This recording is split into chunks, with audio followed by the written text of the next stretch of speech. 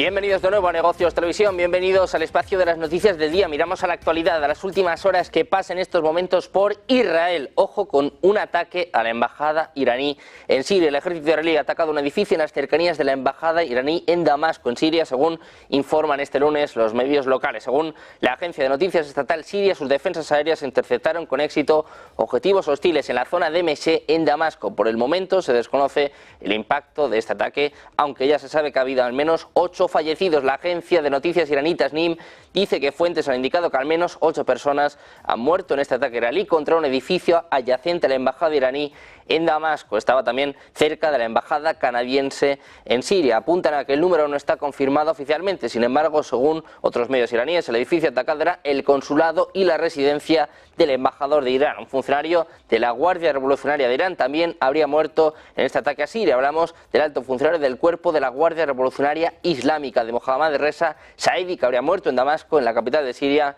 en ese ataque de las fuerzas israelíes, según está informando Al Arabiya. Después de unos días de tensiones, presión internacional a Israel, ojo con este ataque apuntando a la embajada iraní en Siria, que ha causado al menos 8 fallecidos en estos momentos.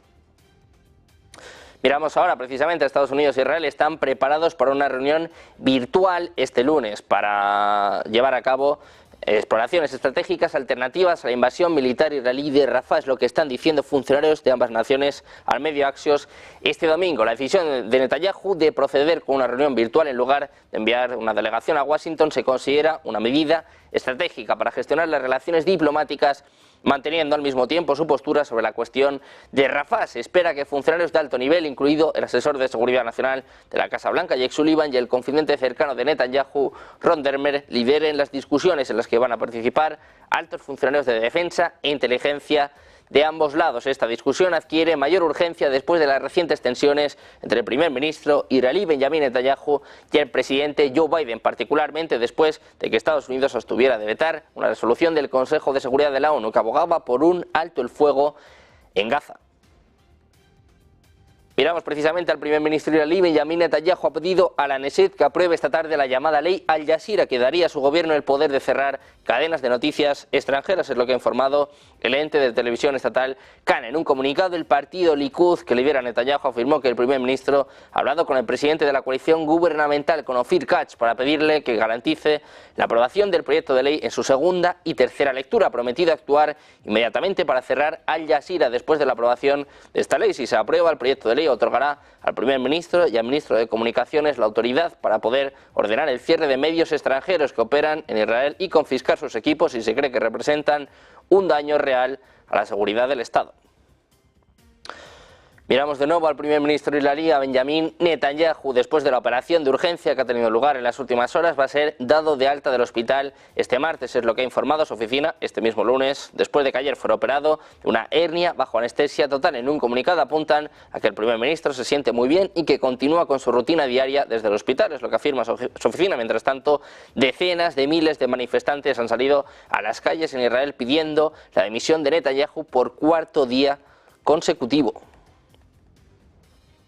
Pendientes de Israel, miramos también a lo que sucede un día más en el Mar Rojo. Estados Unidos y Reino Unido han llevado a cabo ataques aéreos en el área de Al Taif, en la provincia yemení de Al-Jadida, controlada por los hutíes del movimiento Ansar Allah, es lo que ha informado el canal de televisión Al Masira, propiedad precisamente de los hutíes. El 29 de marzo, el Comando Central de Estados Unidos dijo que el ejército estadounidense había destruido 4 drones lanzados por los hutíes. CENTCOM añadió que los drones apuntaban a un buque de la coalición y a un buque de guerra estadounidense.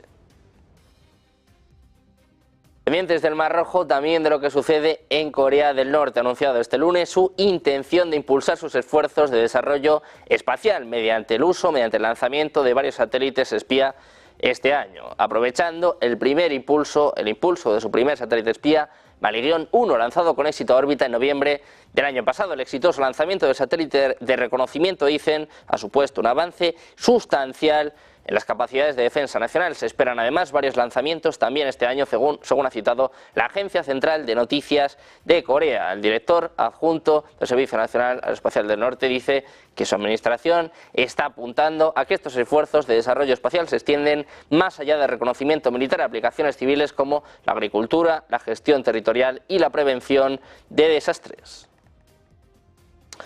Miramos ahora a Turquía. El presidente turco Recep Tayyip Erdogan ha sufrido una derrota sin precedentes en las urnas en las elecciones que tuvieron lugar en el día de ayer. Las elecciones municipales, un varapalo frente al principal partido de la oposición. En concreto hablamos de la situación en medio de una inflación galopante y los costes de endeudamiento más altos desde que el presidente llegara al poder hace más de 2 décadas. El partido AK de Erdogan cayó por detrás del principal partido de la oposición, el Partido Republicano del Pueblo, conocido como CHP, en las elecciones municipales del domingo por primera vez en la historia. Según los primeros resultados publicados por la televisión estatal TRT, esto marca la peor derrota para Tayyip Erdogan y su partido AK en sus más de 2 décadas y podría señalar un cambio en el dividido panorama político del país. Erdogan lo ha calificado como un punto de inflexión en un discurso posterior a la medianoche. Los resultados del domingo aumentarán aún más la popularidad de Ekrem İmamoğlu, el alcalde opositor de Estambul. Miramos ahora a China. El Ministerio de Exteriores de China ha emitido una alerta de viaje que recomienda a sus ciudadanos de visita en Estados Unidos que estén preparados ante el posible acoso de las autoridades norteamericanas. En un comunicado publicado a última hora del viernes en la plataforma WeChat y recogido por el diario South China Morning Post, el ministerio avisa a sus ciudadanos que estén preparados ante varias situaciones inesperadas, como por ejemplo posibles cacheos por parte de las fuerzas de seguridad. Por su parte, el Ministerio de Exteriores relata que varios estudiantes y trabajadores de compañías chinas han sido objeto de interrogatorios no deseados y también de maniobras de acoso por parte de efectivos de seguridad en los aeropuertos estadounidenses.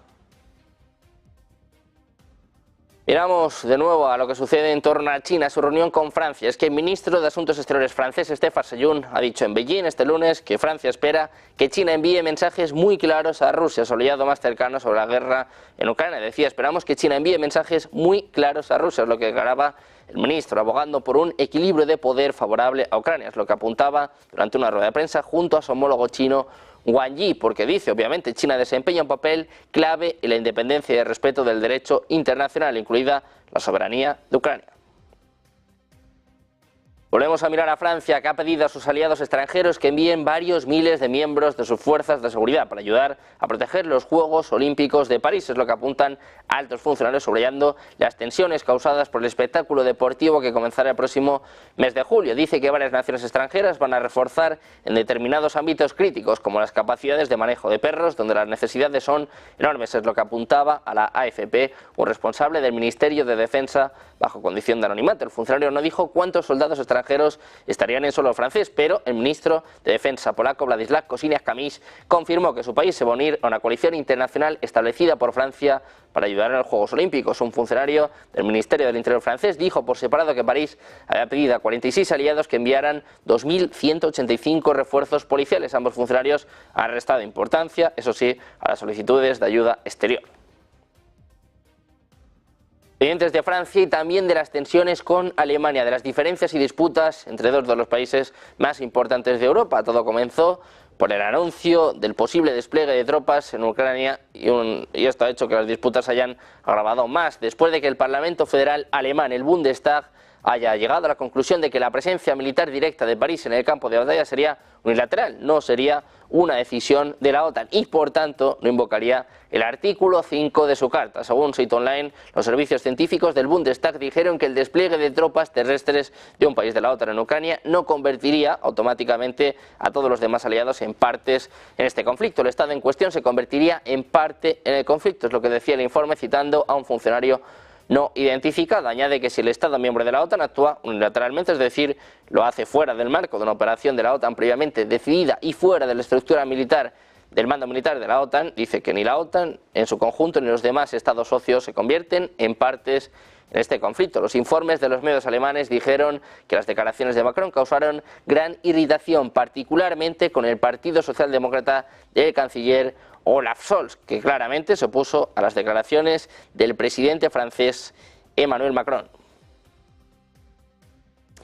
Pendiente de las tensiones entre Francia y Alemania, miramos ahora a España. El Centro de Operación y Vigilancia Espacial apunta a que el objeto que sobrevoló en la noche del viernes el este de la península y que en principio se creyó que era un misil balístico de Francia, además era al final un meteoroide, es decir, un meteorito que rozó la atmósfera sin llegar a entrar en ella. Así se lo han informado este lunes responsables del COBE a la ministra de Defensa, Margarita Robles, durante su visita a las instalaciones de este centro del Ministerio del Aire y del Espacio en la base aérea de Torrejón de Ardoz. Este centro es el encargado de vigilar y controlar cualquier objeto espacial que pueda atravesar la atmósfera. Si el paso del objeto por la península este fin de semana hubiese supuesto una amenaza para la población, se hubiese seguido el protocolo establecido. Dice, no hay que andar alertando a los ciudadanos de algo que no tenía ningún fundamento, es lo que ha recalcado el general Isaac Manuel Crespo, jefe del mando aéreo del que depende el COBE. Después de todas las especulaciones, después de hablar de la posible amenaza, después de hablar de un posible misil balístico por parte de Francia, ahora no era eso, tampoco los satélites de Elon Musk,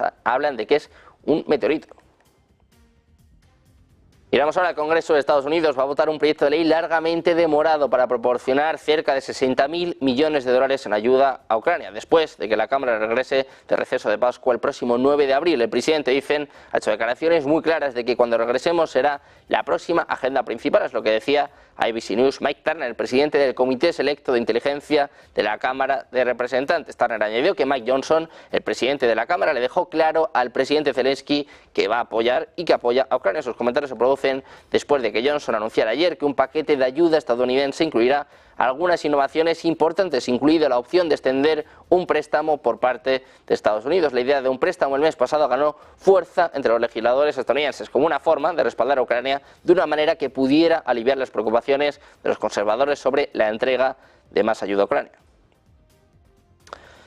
Miramos de nuevo a la OTAN y es que Hawái es actualmente el único estado de Estados Unidos que no está cubierto por la garantía de seguridad colectiva del artículo 5 de la OTAN. Todo esto en medio de preocupaciones sobre la situación de seguridad en el Océano Pacífico. Los expertos en política exterior han provocado llamados para que se incluya Hawái en el mandato de la alianza. Los miembros de la alianza militar de 32 naciones de la OTAN están obligados a defenderse mutuamente en caso de que alguno sea atacado en Europa o en América del Norte, pero Hawái está excluido debido a su situación en el Océano Pacífico. En declaraciones a CBS News, John Hemmings, director senior del grupo de expertos Foro del Pacífico, dijo que extender esto a Hawái agregaría un elemento de disuasión que podría ayudar a detener una invasión china de Taiwán.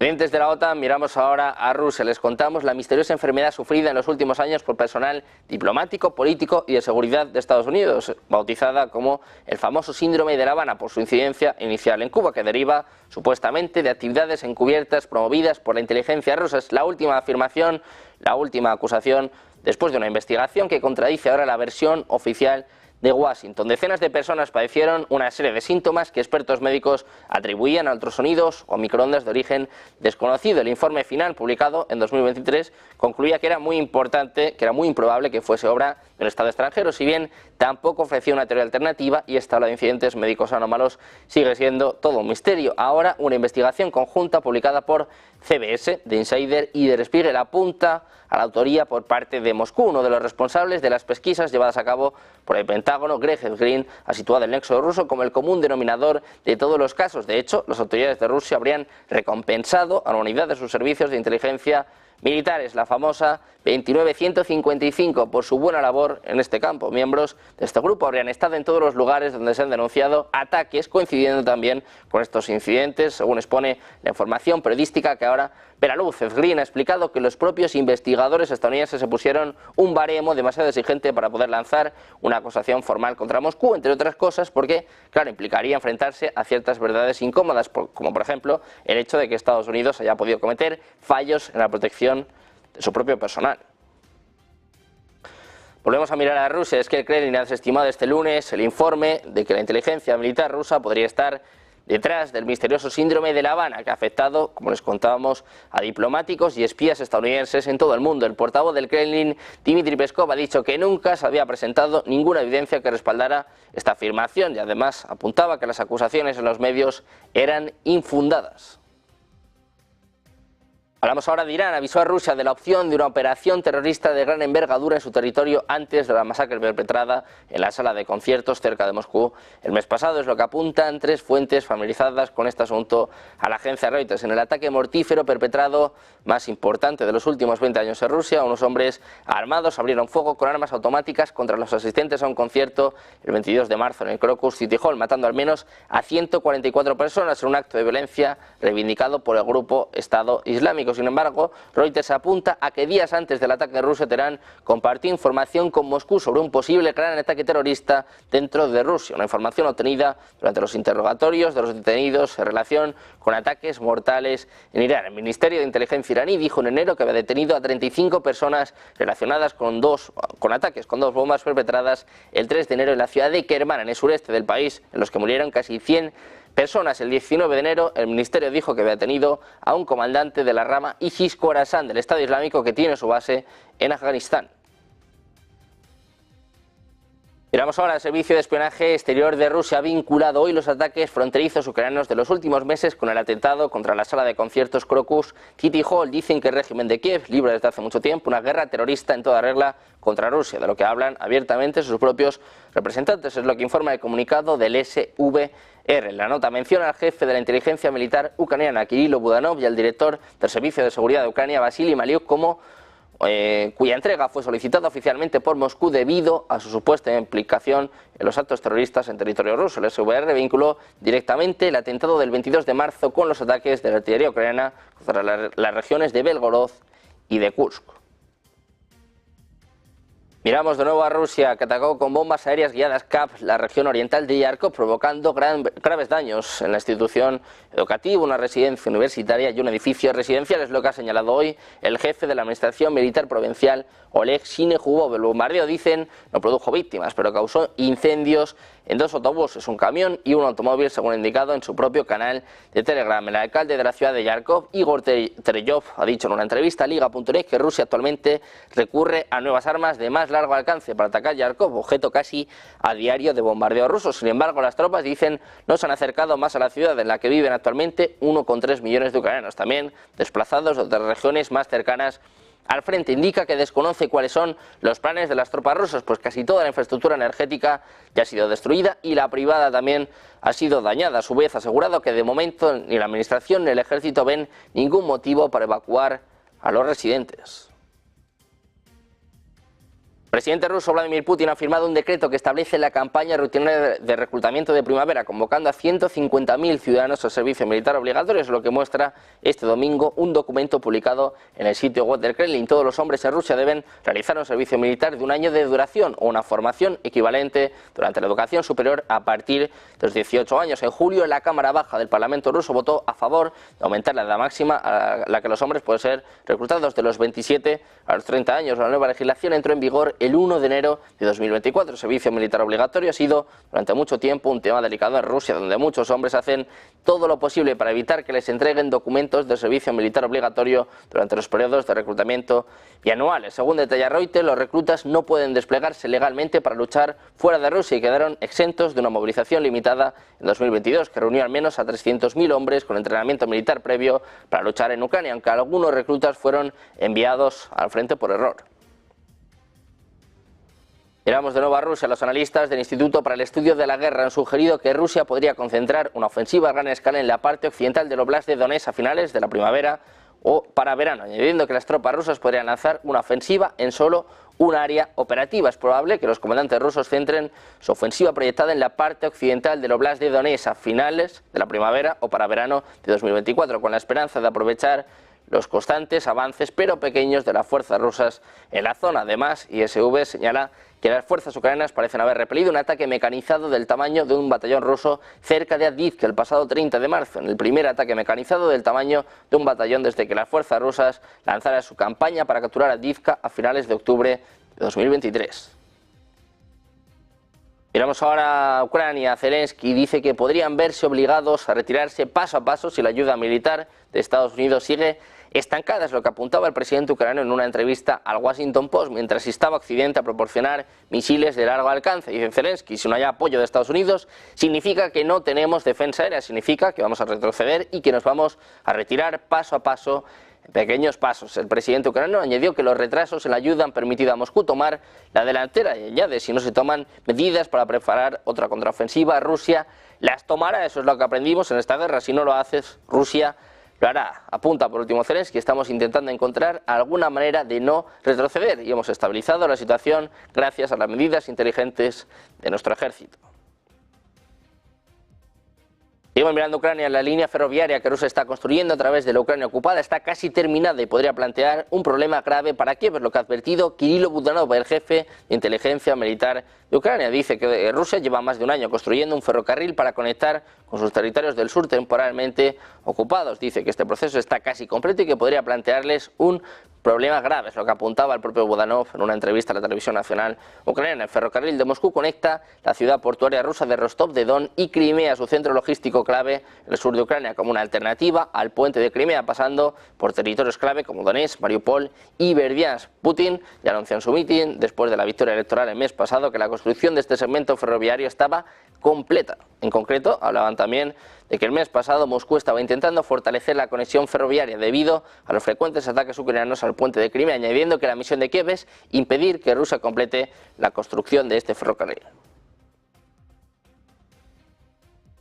Por su parte, Rusia ha utilizado hasta 5 misiles hipersónicos Aircom para atacar a Kiev desde principios de año, es lo que decía este lunes la administración militar de la ciudad. Dice que Moscú habría lanzado en total 180 armas de diversos tipos, incluidos misiles y drones, contra la capital ucraniana en los 3 primeros meses del año.